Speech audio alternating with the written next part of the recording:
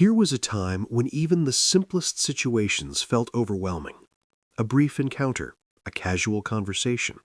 The heart would race, the voice would tighten, the eyes would search for an escape.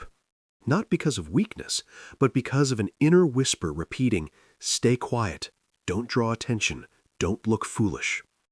That place is familiar, waiting to appear strong while trembling inside, smiling on the outside while slowly eroding within.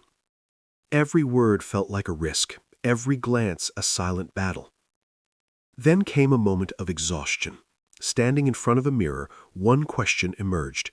How long would life be lived as a prisoner of that fearful inner voice? That was the beginning of the journey. Not a journey shaped by self-help clichés or shallow motivation, but a descent into the darker corridors of psychology, a journey through the mind itself. One truth stood out clearly. Confidence is not something to wait for. Action comes first. Confidence follows.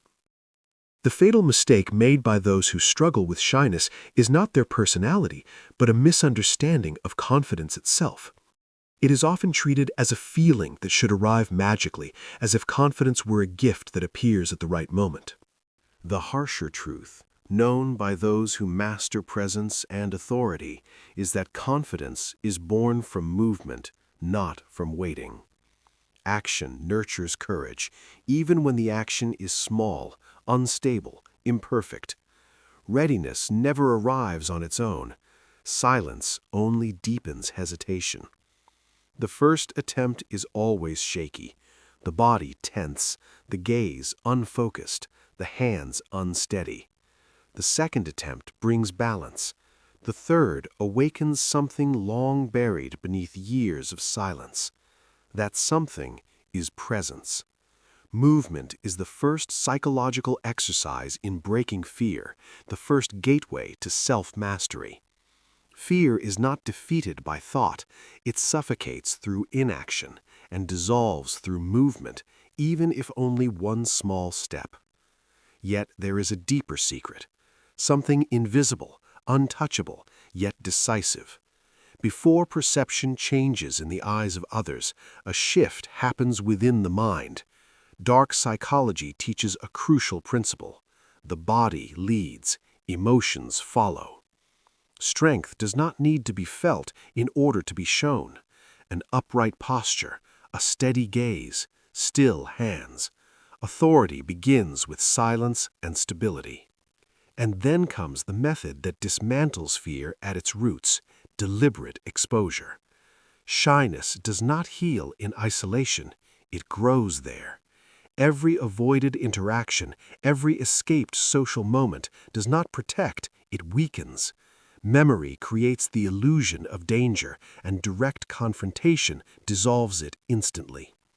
Those who master psychological control practice intentional exposure, placing themselves daily and repeatedly into simple social situations until the brain learns that visibility is not a threat but a norm. Simple acts begin the process. Asking a stranger a basic question, greeting a store employee with a clear voice, expressing an opinion in a casual discussion, even when uninvited. At first, the body resists, but each intentional exposure silences the inner voice that says, "Stay hidden, no one wants to hear you." Every confrontation restructures the nervous system. Fear is dismantled piece by piece. Gradual exposure is not an exercise, it is a rebellion against the former self. Yet repetition alone is not enough. Another layer lies deeper. Fear of embarrassment fuels shyness. Prepared responses dismantle it. Simple, calm replies act as psychological armor. When responses are ready, fear loses its grip. The internal dialogue matters just as much. Victim language reinforces weakness. Observing and correcting inner speech rebuilds identity. Words repeated internally shape personality more than any external influence.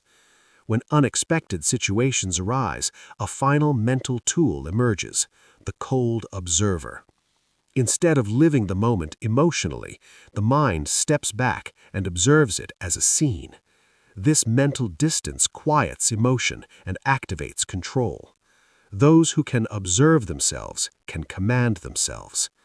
The final stage is the most intense, planned psychological shocks. Bold, calculated actions that force the nervous system to adapt, not to succeed, but to signal refusal to retreat. Confidence is not about becoming someone else.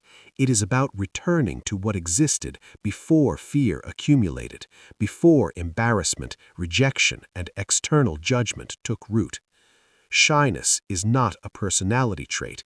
It is a learned restraint that can be unlearned. When the old voices fall silent, another voice emerges, clear, steady, unshaken. A voice that no longer asks for permission to exist. Change begins the moment hesitation is replaced by movement, and that moment is never accidental.